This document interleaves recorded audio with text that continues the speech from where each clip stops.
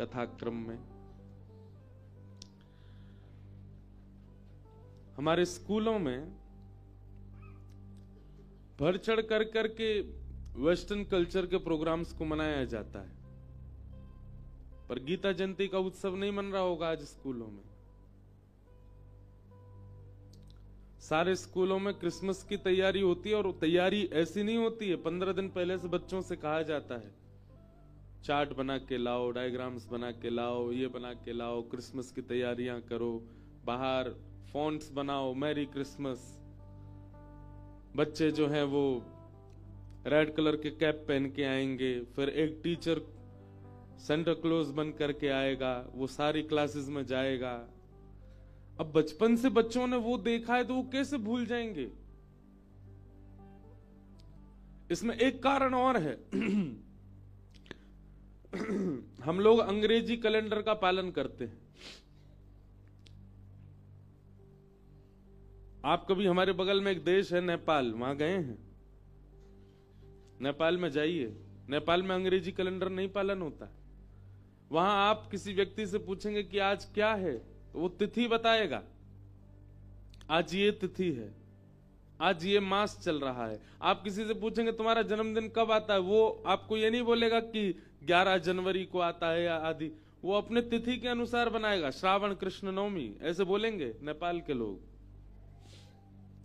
नेपाल में जाके आप गाड़ियों के प्लेट नंबर भी पढ़ोगे तो हिंदी में ही संख्या लिखी होती है वहां पर।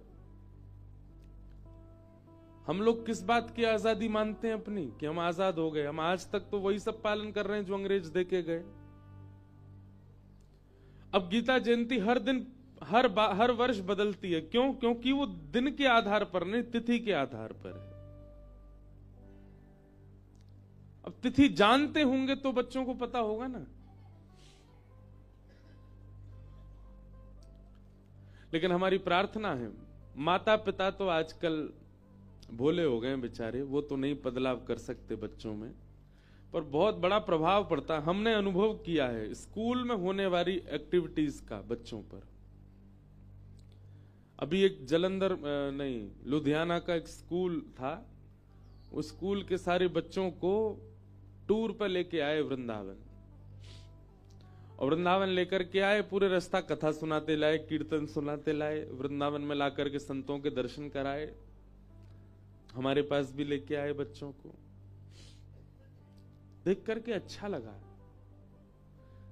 ऐसे परिवर्तन जब स्कूल्स में होते हैं ना, तब मैंने ये अनुभव किया कि माता पिता का शिक्षा देना, माता पिता का पढ़ाई कराना, माता पिता का रोकना टोकना या व्यवस्थाएं संभलवाना, उसका प्रभाव जितना बच्चे पर पड़ता है उससे कई गुना ज्यादा स्कूल में जो एक्टिविटीज होती हैं उसका पड़ता है। विदेशों में आप जाके अनुभव करो, वहां पर जो एनआरआईज बसे हुए हैं वो अपने बच्चों को खूब प्रयास करते हैं कि ये हिंदी बोलें। वो बचपन से हिंदी सुनते आए हैं, घर में सब हिंदी की सब चर्चा होगी, कथाएं सुनेंगे, मंदिर जाएंगे, सब क्रिया होती। विदेशों में इसलिए ज्यादा अध्यात्म को लोग मानते हैं क्योंकि वहां पर अभाव है ना। भारत में तो आपको हर 10 कदम पे एक मंदिर मिल जाएगा, भारत में तो हर दूसरी गली में कथा होती मिल जाती है। विदेशों में अभाव है, इसलिए विदेश में रह रहे बसे हुए लोग, उनको पता चले कि कोई कथा होने वाली है तो वो लोग आते हैं। क्यों? बहुत कम होती है वहां पर, मंदिर बहुत कम है, इसीलिए वहां अभाव के कारण लोग बाग धर्म का पालन करते हैं। पर फिर भी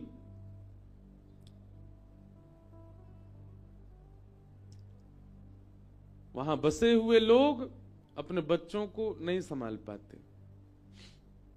ऐसा नहीं है कि सब लोग बिगड़ जाते हैं, पर अगर हमसे पूछें, हम तो बहुत जाते रहते हैं, तो 75-80% हिंदू वासियों के बच्चे वो हिंदी नहीं बोलते, जबकि बचपन से हिंदी सुनते आए हैं। वे लोग कल्चर का पालन नहीं करते, जबकि बचपन से सब देखते आए हैं। इसका मतलब क्या है कि घर की व्यवस्था चाहे जैसी भी हो, विद्यालय और ये जो कॉलेज यूनिवर्सिटीज हैं, इनका प्रभाव बहुत पड़ता है बच्चों पर। आज गीता जयंती है, यही क्रिसमस होता, यही न्यू ईयर होता, पूरे देश की छुट्टी होती। एयरपोर्ट अभी से सजने शुरू हो गए होंगे, देखना जाकर के आप, दिल्ली का, बंबई का, कलकत्ता का, बड़े बड़े एयरपोर्ट, वहां पे बाहर अभी से ही गुलाबी गुलाबी तैयारियां हो गई होंगी, मैरी क्रिसमस लिखा होगा, जबकि अभी बहुत दिन है। हमारा भी दुर्भाग्य कि हमको भी पता है कि वो 25 को ही होगा, ये नहीं पता कि 25 तारीख को तुलसी दिवस भी हुए, सबसे बड़ा दिन माना जाता है। हम लोग फिर 15 अगस्त को झंडा फहरा के इंडिपेंडेंस डे मनाते हैं कि हम लोग स्वतंत्र हैं। बुरा नहीं मानिएगा, हम धोती ही पहनते हैं, हम कुर्ता ही पहनते हैं, हम बगलबंदी ही पहनते हैं, हम खेलने जाएं, डोलने जाएं, विदेश जाएं, अपने देश में रहें, ऐसे ही रहते हैं। असली स्वतंत्र तो हम हैं कि हमने अपने कल्चर के वेशभूषा अभी तक नहीं छोड़ी, अभी भी उसका पालन कर रहे हैं। भले ही ऊपर कोट पहन लेते हैं, भले ही ऊपर स्टॉल डाल लेते हैं, भले ही वेस्टर्न कल्चर की कुछ चीजें पहन लें, पर भीतर तो धोती ही है। ये धोती हमारी राष्ट्रीय वेशभूषा है, भारत की वेशभूषा है। दुर्भाग्य से आजकल के भारतीय लोग धोती वाले को देख करके भी हंस जाते हैं, ये क्या पहन रखा है। हम बाइक चलाते हैं, वो भी धोती पहन के चलाते हैं, क्रिकेट खेलने जाते हैं, धोती पहन के ही खेलते हैं। हमारी व्यवस्था पूरी परिवर्तित कर दी गई और हम गौरव से कहते हैं कि हम स्वतंत्र हैं। हमारे 2 नेत्र हैं, रामचरितमानस और गीता। आज गीता की अद्भुत प्रादुर्भाव दिवस है। आज लोगों को नहीं पता उसके बारे में।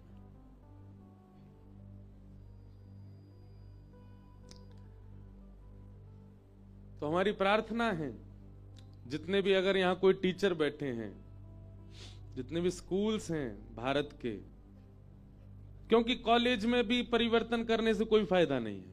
हम जाते हैं कई कॉलेज के सेमिनार्स में, लेक्चर देने, वहां भी बच्चे, अब निर्माण तो स्कूल में ही होता है, वहां परिवर्तन बहुत जरूरी है। कुछ ना भी करें, कम से कम हमारे स्कूल्स के जो व्यवस्थाएं हैं वो ऐसी हो जाएं कि कम से कम गीता जयंती, ऐसे उत्सवों को तो श्रेष्ठ आप देखो, दशहरा लोग मनाते हैं, रामनवमी लोग मनाते हैं, जन्माष्टमी लोग मनाते हैं।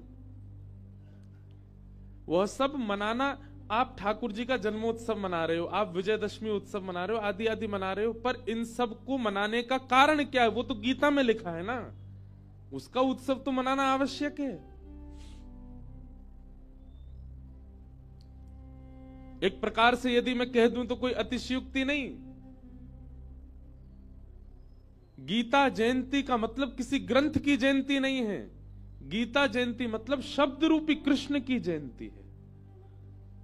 हम लोग जन्माष्टमी के दिन श्री कृष्ण जन्माष्टमी मनाते हैं, कृष्ण प्रकट हुए, पर आज के दिन श्री कृष्ण की वाणी प्रकट हुई, वांग में श्री कृष्ण प्रकट हुए।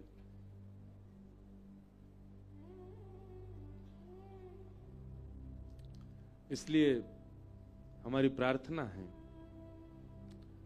वो दिन अद्भुत लगे जिस दिन भारत के एयरपोर्ट, भारत के रेलवे स्टेशन, भारत के मॉल्स, अभी मॉल में चले जाओ शॉपिंग, जहां से कपड़े पहन पहन के आप बैठे हो, जहां से वो भी सज रहे होंगे क्रिसमस के, वहां सेंटा क्लूज दौड़ रहे होंगे वहां पे सेल चल रही होगी 50% ऑफ। आदमी का कैसे भी करके रुझान क्रिसमस पे बनेगा ही बनेगा। यही चीज गीता जयंती पे करो, उस दिन सेल लगा दो कि आज भाई सेल होगी, क्यों? आज गीता जयंती है। अपने आप बनेगा ना क्रेज लोगों का कि भाई गीता जयंती कब। चलो ना मानने वाले धर्म आध्यात्म को, वो इसी प्रकार से गीता जी को जानेंगे। बहुत कुछ है व्यवस्थाओं को बदलने के लिए, पर हमारे यहां भारत में तो नारेबाजी पे विश्वास है सब लोगों का, अनशन पे विश्वास है, कैसे भी लाइमलाइट में आने चाहिए बस। व्यवस्था बदलवाने के लिए कोई आगे नहीं आता। और हमारा ये विषय नहीं है, हमारा विषय तो कथा है। मैं तो कभी बाहर की चर्चा करता ही नहीं मंच से, पर आज सुबह से मैं मौन ही था। मैं वैसे मौन ही रहता हूं, कथा के बाद भी कई लोग बोलते हैं बोल क्यों नहीं रहे। परसों तो एक मैया मुझसे बोली ऐसे तो मत करो, हम राधे राधे बोल रहे हैं। मैंने कहा मैया मेरा मौन रहता कथा के बाद। सुबह से यही सोच रहा था, आज गीता जयंती के सारे उत्सव केवल संतों के यहां मन रहे होंगे, केवल आश्रमों में मन रहे होंगे, केवल जो आध्यात्मिक लोग हैं, जो कथा वक्ता आदि हैं, इनके यहां मन रहे होंगे। इस विश्व की जिसने रक्षा की, उनका उत्सव केवल संतों के यहां मन रहा है, विश्व में नहीं मन रहा है। ये दुर्भाग्य है हमारा।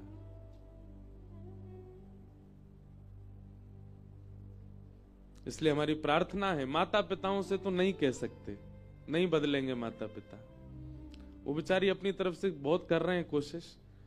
परिवर्तन तो स्कूलों से ही हो सकता है। यदि वहां की व्यवस्था में, वहां के, हम ये भी नहीं कह रहे गीता पढ़ाओ स्कूलों में, बच्चों की थोड़ी इच्छा तो जागृत करवाओ, उनकी थोड़ी लगन तो लगवाओ गीता से। वो कैसे होगा? ऐसे ही करना पड़ेगा। अब होता है गीता जयंती पर बहुत स्कूलों में होता है, पर सब में नहीं होता। क्रिसमस सब जगह होता है, न्यू ईयर सब जगह होता है, गीता जयंती भी सब जगह हो। हमने अभी अभी एक ग्रंथ मंगाया, गीता प्रबोधिनी। मंच पर बैठती मुझे याद आया स्वामी श्री राम सुखदास जी, जिन्होंने इस पृथ्वी को पवित्र किया, इस भूमि को पवित्र किया, जहां बैठ के आप कथा सुन रहे हो। यहीं विराजते थे महाराज जी, जिनका एक बहुत प्रसिद्ध स्लोगन है, सबको याद होगा, हे नाथ मैं आपको कभी भूलूं नहीं। स्वामी श्री राम सुखदास जी महाराज, ये गीता भवन में ही, यहीं इन्हीं वृक्षों के नीचे बैठकर के महाराज जी ने साधना की। उनके द्वारा आज हम पहली बार मंच से कह रहे हैं, उनके द्वारा लिखित मतलब भगवत गीता का एक तो सीधा अर्थ, और फिर उसके बाद स्वामी जी का जो उसके प्रति भाव है, दृष्टिकोण है, अगर वो सूक्ष्म रूप में देखना हो तो आप गीता प्रबोधिनी, गीता प्रेस गोरखपुर की आज ही खरीदिएगा। आज गीता जयंती है, और खरीदने के बाद नित्य 4 श्लोकों का अर्थ पढ़िए। श्लोक का सीधा अर्थ, और फिर स्वामी जी की भावना क्या है उस श्लोक के प्रति। आपको अनेक प्रश्नों के उत्तर मिल जाएंगे। हम वैसे गीता प्रवचन करते नहीं, लेकिन कभी कभी गीता जी का आश्रय लेकर के कथाओं में कई भाव कहते हैं।